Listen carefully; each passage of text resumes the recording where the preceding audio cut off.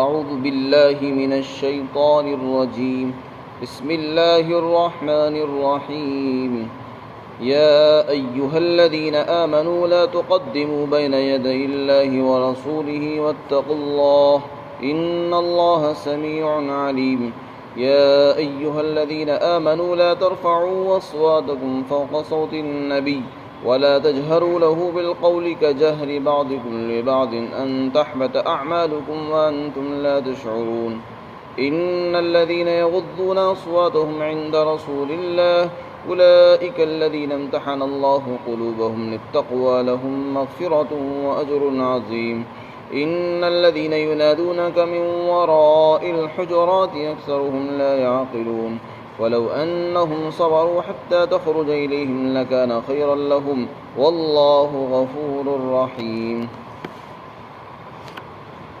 اے ایمان والو، اللہ اور اس کے رسول کے سامنے پیش قدمی مت کرو کسی بھی کام میں، اور اللہ سے ڈرو، بے شک اللہ خوب سننے والا اور ہر بات کو جاننے والا ہے۔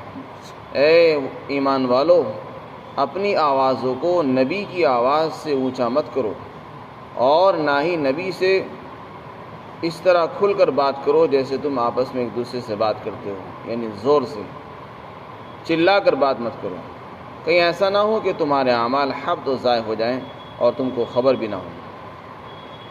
یقیناً جو لوگ اپنی آوازوں کو پست رکھتے ہیں رسول اللہ کے پاس، تو یہ وہ لوگ ہیں کہ جن کے دلوں کا اللہ نے امتحان لیا ہے، جن کے دلوں کو اللہ نے تقوی کے لیے جانچ لیا ہے، اور ان کے لیے مغفرت کا وعدہ ہے اور اجر عظیم کا وعدہ ہے۔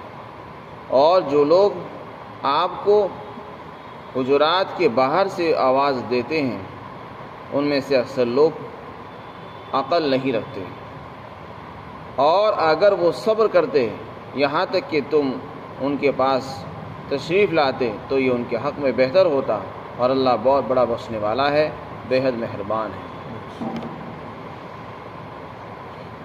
اس سورت کا نام سورۃ الحجرات ہے۔ مدینہ منورہ کے اندر یہ سورت پاک نازل ہوئی ہے۔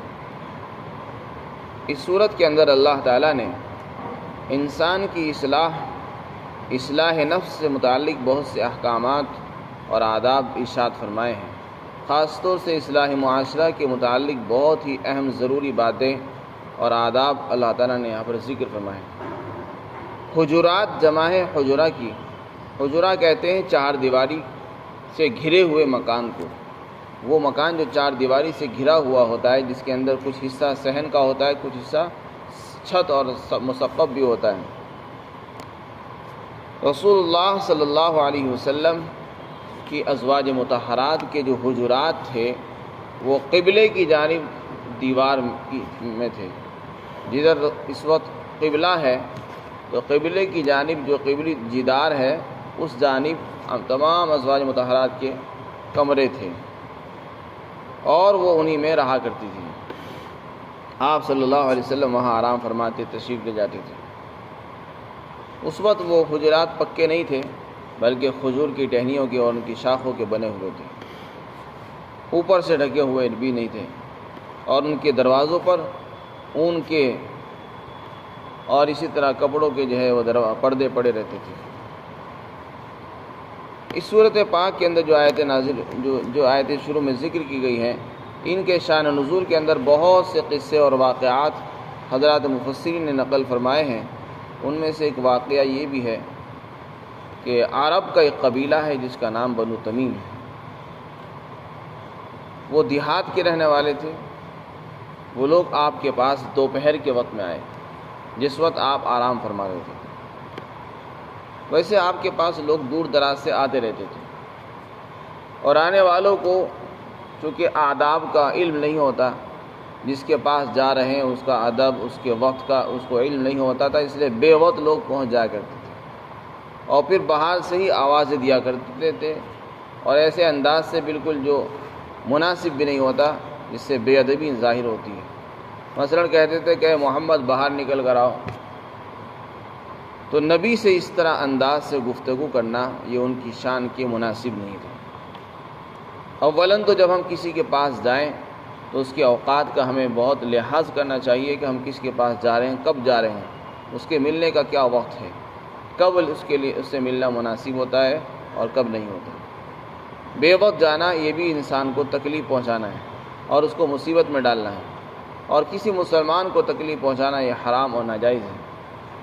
اس لیے ملاقاتوں میں اور ملنے میں ان چیزوں کا خاص طور سے خیال رکھنا چاہیے کہ ہماری ذات سے کسی کو تکلیف نہ پہنچے۔ ہم تو جا رہے ہیں اپنے فائدے کے لیے اور دوسروں کو نقصان ہو جائے۔ آپ کسی کے یہاں پہنچ جائے رات میں بے وقت یا دوپہر میں جب اس کا آرام کا وقت ہو تو اس کو انتہائی تکلیف ہوگی۔ تو جس وقت یہ قبیلہ آیا اس وقت آپ حجرات ازواج نبی کے اندر آپ آرام فرما رہے تھے۔ انہوں نے باہر سے آوازیں دینی شروع کر دی تو اس پر یہ آیتیں نازل ہوئی۔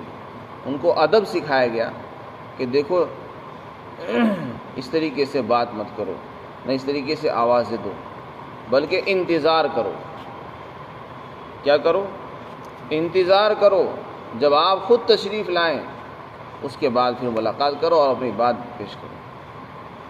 چنانچہ حضرت ابن عباس رضی اللہ تعالیٰ عنہ فرماتے ہیں کہ میں جب کسی عالم سے حدیث دریافت کرتا تھا تو میں اس کے گھر پر جاتا تھا اور دستک نہیں دیتا تھا، نہ آواز دیتا تھا نہ کنڈی کھٹکھٹاتا تھا، بلکہ دروازے پر جا کر بیٹھ جاتا اور ان کے نکلنے کا انتظار کرتا تھا۔ جب وہ خود نکل کر آتے تو پھر میں ان سے پوچھتا تھا کہ فلاں حدیث آپ نے رسول اللہ سے سنی ہے یا نہیں سنی۔ اس پر وہ کہتے تھے کہ اے رسول اللہ کے چچزاد بھائی، آپ یہاں دروازے پر گرمی میں دوپہر میں آپ باہر بیٹھے ہوئے ہیں، آپ نے ہمیں پہلے سے کیوں نہیں بتا دیا؟ تو وہ کہتے تھے نہیں، ضرورت میری تھی، میں آپ کے پاس ضرورت لے کر آیا تھا، یہ ضرورت آپ کی نہیں تھی۔ اور خود فرماتے ہیں کہ عالم نبی کے مانند ہوتا ہے۔ جب اللہ نے نبی کا یہ ادب بیان کیا ہے تو ہمیں بھی ایسا ہی کرنا چاہیے۔ چنانچہ فرماتے میں کبھی ایسا نہیں کرتا۔ حضرت ابو عبیدہ فرماتے میں نے کبھی کسی عالم کا دروازہ نہیں کھٹکھٹایا نہ اس کو آواز دی، جب وہ آتے تو ان سے معلوم کر لیا کرتے۔ تو اس آیت کریمہ میں آپ صلی اللہ علیہ وسلم کی مجلس کے بہت سے آداب، آپ کے گھر میں جانے کے بہت سے آداب ذکر کیے گئے۔ سب سے پہلا ادب بیان کیا گیا، یا ایھا الذین آمنوا لا تقدموا بین یدی اللہ، اے ایمان والو اللہ اور اس کے رسول سے پیش قدمی نہ کرو، ان کے سامنے پیش قدمی مت کرو۔ جب یہ قبیلہ آیا تو یہ قبیلہ جو آیا یہ ایک مسئلے کے سلسلے میں آیا۔ چنانچہ باہر سے جب لوگ آتے تھے تو آپ صلی اللہ علیہ وسلم کسی کو ان کا امیر بنا دیا کرتے، کسی کو ان پر حاکم اور ان کا ذمہ دار مقرر کر دیا کرتے تھے۔ یہ قبیلہ بھی اس مسئلے کے لیے آیا تو ابھی آپ صلی اللہ علیہ وسلم نے کوئی فیصلہ بھی نہیں کیا تھا کہ ابو بکر اور عمر جیسے ذلیل القدر صحابی وہ آپس میں اپنی رائے دینے لگے۔ حضرت ابو بکر نے ایک شخص کی رائے دی کہ قعقاع کو ان کا امیر بنا دیا جائے، حضرت عمر نے فرمایا کہ نہیں، اقرا کو بنا دیا جائے ان کا امیر۔ بس یہ رائے دے رہے تھے، اسی میں آوازیں اتنی اونچی ہو گئی کہ بہت بلند ہو گئی، شور ہو گیا، رسول اللہ بھی وہیں پر تشریف فرمائے۔ تو آپ کی مجلس کا ادب بیان کیا کہ جس مجلس میں رسول اللہ موجود ہوں وہاں ان کی موجودگی کے اندر ان کی مرضی اور اجازت کے بغیر کسی دوسرے آدمی کو آگے بڑھنے کا حق نہیں ہے۔ کس چیز میں آگے بڑھنے کا حق نہیں؟ یہاں مفعول کو ذکر نہیں فرمایا۔ حضرت مفتی شفیع صاحب معارف القرآن میں لکھتے ہیں، فرمایا مفعول کو ذکر نہ کرنا یہ عموم کی طرف اشارہ کرتا ہے، یعنی کسی بھی کام میں آگے نہیں بڑھنا، نہ بات میں، نہ کام میں، نہ چلنے میں، نہ کھانے میں، کسی بھی عمل میں، نہ کسی قول میں آگے بڑھنے کی اجازت نہیں ہے۔ قول کی بات تو ایسی ہے جیسے مثلا مشورہ ہو رہا ہے، یہ کچھ مسئلہ کوئی لے کر آیا اور اس مجلس کے اندر نبی موجود ہیں اور بڑے بڑے لوگ بھی موجود ہیں، تو اور لوگوں کو حق نہیں ہے کہ وہ زبان کھولیں، بلکہ نبی کو حق ہے کہ وہ خود بولیں۔ ہاں یہ کہ نبی کی طرف سے صراحتاً یا قرائن سے یہ بات معلوم ہو جائے کہ نبی نے فلاں کو اجازت دے دی بات چیت کرنے کی، جواب دینے کا کسی کو اختیار دے دیا ہے تو اس کو بولنے کا حق ہوگا۔ جب تک نبی کسی کو اجازت نہ دے، ان کی مرضی کے بغیر کوئی رائے دینا یا بولنا یہ جائز نہیں ہے۔ یہ ادب سکھایا گیا۔ چنانچہ حضرت ابوبکر صدیق رضی اللہ تعالی عنہ جب یہ آیت کریمہ نازل ہوئی تو پھر تو اس طرح باتیں کرنے لگے جیسے کہ سرگوشی کرتے تھے۔ حضرت عمر بہت آہستہ سے باتیں کرنے لگے، یہاں تک کہ دوسری مرتبہ پوچھنا پڑتا تھا۔ ایک صحابی تھے، ان کی آواز بہت بلند تھی، وہ بہت آہستہ میں بولنے لگے۔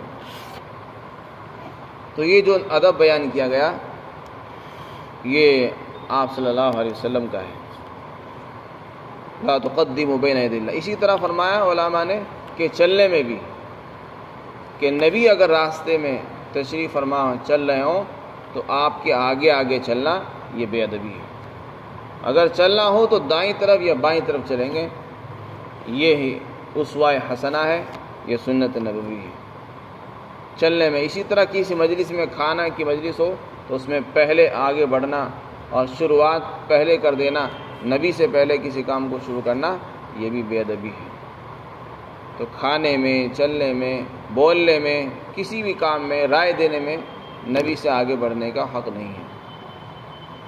اور حضرات علماء نے اسی سے جو ہے یہ مسئلہ بھی مستنبط کیا ہے، چونکہ علماء انبیاء کے وارث ہوتے ہیں، تو جو ادب اللہ نے انبیاء کا بیان فرمایا وہی مشائخ اور علماء کا بھی ہے۔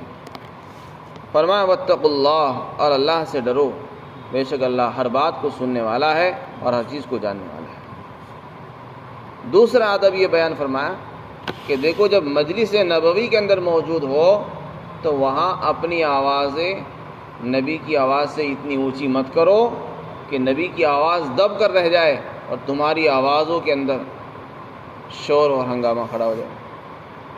یہ ادب بیان کیا گیا آپس کی گفتگو کا۔ مثلا نبی کی مجلس میں ہم آپس میں گفتگو کریں، آپس میں بات چیت کریں تو اتنی زور سے بات کرنے کا حق نہیں ہے کہ ہماری آوازوں سے نبی جو کہنا چاہتے ہیں وہ بھی نہ کہہ سکیں، ان کی آواز دب جائے اور ہماری آوازیں اٹھ جائیں، یہ بھی نبی کے ادب کے خلاف ہے۔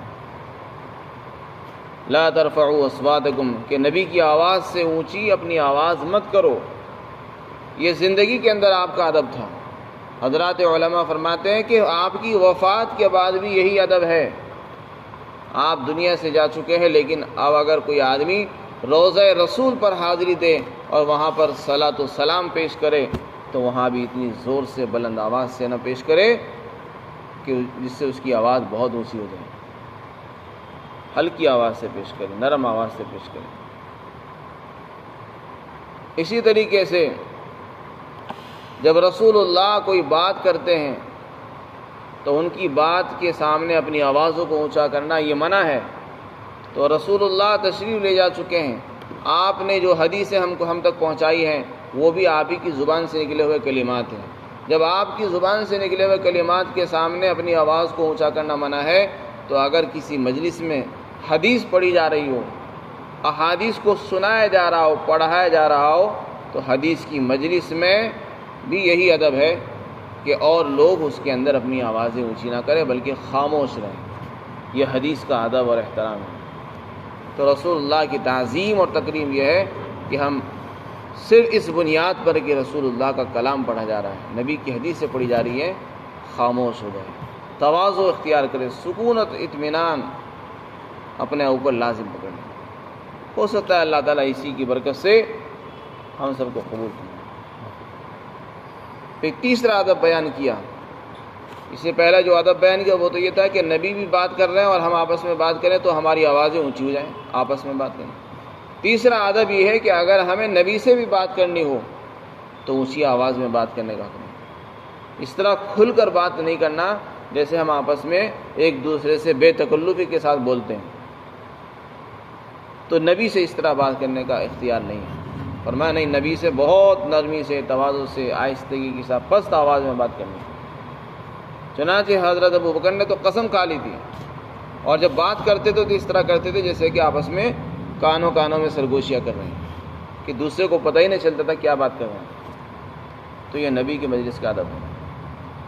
وَلَا تَجْهَرُوا لَهُ بِالْقَوْلِ، اور ان کے سامنے اس طرح کھل کر بات نہ کرو زور سے جیسے تم آپس میں ایک دوسرے سے بات کرتے ہو۔ پھر آگے اس کی علت بیان کی ہے اور یہ فرمایا کہ کہیں ایسا نہ ہو کہ تمہارے اعمال ضائع ہو جائیں اور تم کو خبر بھی نہ ہو۔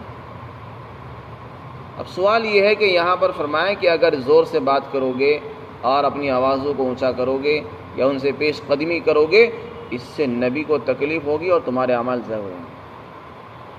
تو اعمال تو ضائع ہوتے ہیں وہ تو کفر کی وجہ سے ہوتے ہیں، نفاق سے ہوتے ہیں، یا آدمی کوئی ایسا عمل کرے کہ لوگوں کو دین سے روکے، اس سے اعمال ضائع ہو جاتے ہیں، جیسے کہ اس سے پہلے آ چکا الذین کفروا وصدوا عن سبیل اللہ اضل اعمالهم۔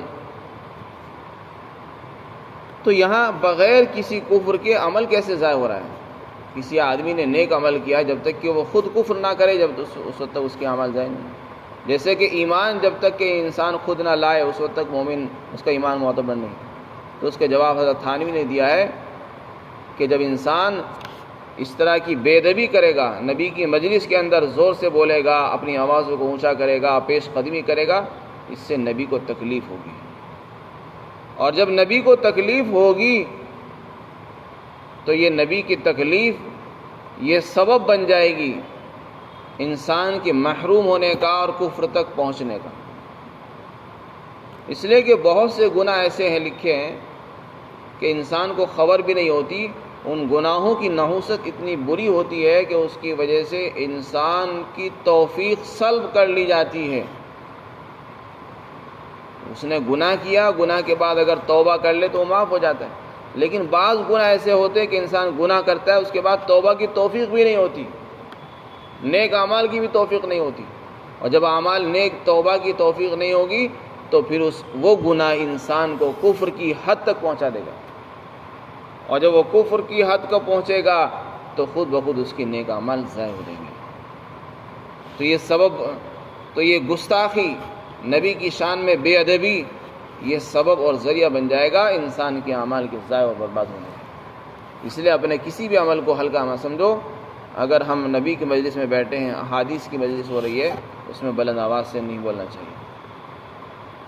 اس کے بعد ایک ادب اور بیان کیا کہ جو لوگ اپنی آوازوں کو پست رکھتے ہیں، ہلکی آواز سے، نرم آواز سے گفتگو کرتے ہیں رسول اللہ کے سامنے، تو فرمایا یہی وہ لوگ ہیں جن کے دلوں کا اللہ نے امتحان لے لیا ہے، جن کے دلوں کو اللہ نے جانچا ہے، پرکھا ہے تقوی کے لیے، اور ان کے بارے میں فیصلہ کر لیا ہے کہ یہی متقی ہیں، تقوی کے اہل ہیں، حقدار ہیں، اہلیت ان کے اندر ہے۔ جیسا کہ اس سے پہلے آ چکا ہے کہ تقوی کے اہلیت رکھنے والے، وَأَلْزَمَهُمْ كَلِمَةَ التَّقْوَى وَكَانُوا أَحَقَّ بِهَا وَأَهْلَهَا۔ اللہ نے ان کے تقوی کی بات کو پر ان کو جمع دیا تھا، تو اللہ نے ان کا امتحان لیا۔ اس سے پتہ چلا کہ جب انسان اس طریقے سے گفتگو کرے گا تو اس سے تقوی پیدا ہوگا، اور جب تقوی پیدا ہوگا تو اللہ کی طرف سے مغفرت اور اجر عظیم کا وعدہ ہے۔ فرمایا جو لوگ گفتگو کرتے ہیں تو آہستہ سے کرتے ہیں، ان کے لیے مغفرت کا وعدہ ہے اور اجر عظیم کا وعدہ ہے۔ اس کے بعد ارشاد فرمایا وہ ادب بیان کیا گیا جو لوگ آئے تھے، جنہوں نے باہر سے کھڑے ہو کر ہی آواز دینی شروع کر دی دوپہر میں ہی، اور آپ آرام فرما رہے تھے کہ اے محمد باہر نکل کر آئیے، باہر آئیے، باہر آئیے۔ تو یہ انتہائی گنوار پن والا جملہ تھا، گستاخانہ جملہ تھا، جس سے آپ کو تکلیف ہوئی۔ اللہ نے آپ کو لوگوں کو ادب سکھایا، فرمایا کہ جو لوگ حجرات، کمروں کے باہر سے آپ کو آواز دے رہے ہیں، ان میں سے اکثر لوگ عقل نہیں رکھتے ہیں، یعنی ان پڑھ ہیں، جاہل لوگ ہیں۔ پھر ان کو ادب سکھایا گیا کہ اس طرح کسی کے گھر پر جا کر دستک دینا اور آواز دینا یہ مناسب نہیں۔ ہو سکتا ہے کوئی آدمی مشغول ہو یا آرام کر رہا ہو، تو کیا کرنا چاہیے؟ فرمایا صبر کرو، انتظار کرو، بیٹھ جاؤ، یہاں تک کہ وہ شخص خود تمہارے پاس نکل کر آئے، تب جا کے اپنی درخواست ان کے سامنے پیش کرو۔ یہاں تک کہ اگر وہ نکل کر تو آئے لیکن اپنی ضرورت سے آئے اور پھر چلے گئے، تب بھی ہمیں حق نہیں ہے کہ ان کے سامنے اپنی ضرورت پیش کریں۔ جب وہ خود ہماری غرض سے آئیں تو اپنا مسئلہ اور اپنی باتیں ان کے سامنے پیش کرنی چاہیے۔ فرمایا اور اگر یہ صبر کرتے یہاں تک کہ آپ ان کے پاس تشریف لے آتے تو یہ ان کے حق میں زیادہ بہتر ہوتا۔ چنانچہ اس پر صحابہ نے عمل کر کے دکھلایا اور چلنے میں بھی عمل کر کے دکھایا۔ آپ صلی اللہ علیہ وسلم نے ایک مرتبہ دیکھا کہ حضرت ابو درداء رضی اللہ تعالی عنہ ابو بکر سے آگے آگے چل رہے، تو ان کو تنبیہ فرمائی کہ ابو درداء تم اس شخص سے آگے آگے چلتے ہو جو تمام روئے زمین میں تمام انبیاء کے بعد سب سے افضل ہے۔ سورج جو ہے زمین اور آسمان میں جو سورج نکلتا ہے وہ کسی ایسے شخص پر آج تک نہیں نکلا جو انبیاء کے بعد ابو بکر سے افضل ہے۔ تو آپ کو منع فرمایا کہ دیکھو ابو بکر سے بھی آگے مت چلو، حالانکہ ابو بکر نبی نہیں ہے، وارث ہیں نبی کے، اور آپ کے سچے جانشین ہیں اور خلیفہ اول ہیں، لیکن ان کا بھی ادب بیان کیا۔ اس سے پتہ چلا کہ جو جانشین ہوتے ہیں اور آپ کے خلفاء ہیں ان کا بھی یہی ادب ہے کہ ان کے آگے نہیں چلنا چاہیے، ان سے پیش قدمی کرنا اور اپنے بڑوں سے آگے نہیں بڑھنا چاہیے۔ یہ ادب قرآن اور حدیث نے، اسلام نے ہم کو سکھائے ہیں۔ یہ چیزیں اسلام میں، قرآن ہی میں ملتی ہے، یہ چیزیں ہمیں باہر غیروں کے پاس نہیں مل سکتی۔ تو یہ ادب جب تک اس قوم کے اندر موجود تھے، یہ قوم اس کے چھوٹے بڑوں کا ادب کرتے تھے اور بڑے چھوٹوں پر شفقت کرتے تھے، یہ ترقی کر رہی تھی۔ اور آج کا حال یہ ہے کہ چھوٹوں کو یہ ادب سکھائے نہیں جاتے، نہ والدین بچوں کو سکھاتے ہیں، نہ بچے اپنے والدین کی آداب کو سمجھتے ہیں، نہ جانتے ہیں، اس لیے وہ بے دھڑک گفتگو کرتے ہیں۔ بچے ماں باپ کو ڈانٹ دیتے ہیں، زور سے بلند آواز سے بولتے ہیں اور ان کے آگے چلاتے ہیں، تو اس لیے یہ نقصانات ہو رہے ہیں۔ ضرورت اس بات کی ہے کہ ہم زندگی کے آداب سیکھیں، آداب معاشرت سیکھیں، ہمیں کیسے رہنا ہے، اپنے بچوں کو آداب سکھائیں کہ اپنے بڑوں کے سامنے، علماء کے سامنے، والدین کے سامنے اونچی آواز میں بات نہیں کرنی، چلانا نہیں ہے، چیخ کر نہیں بات بولنا ہے، اور ان سے آگے نہیں بڑھنا ہے، کسی کام میں ان سے پیش قدمی کرنا یہ ہمارے لیے گناہ کی چیز ہے۔ اللہ تعالی ہم سب کو میری توفیق نصیب فرمائے۔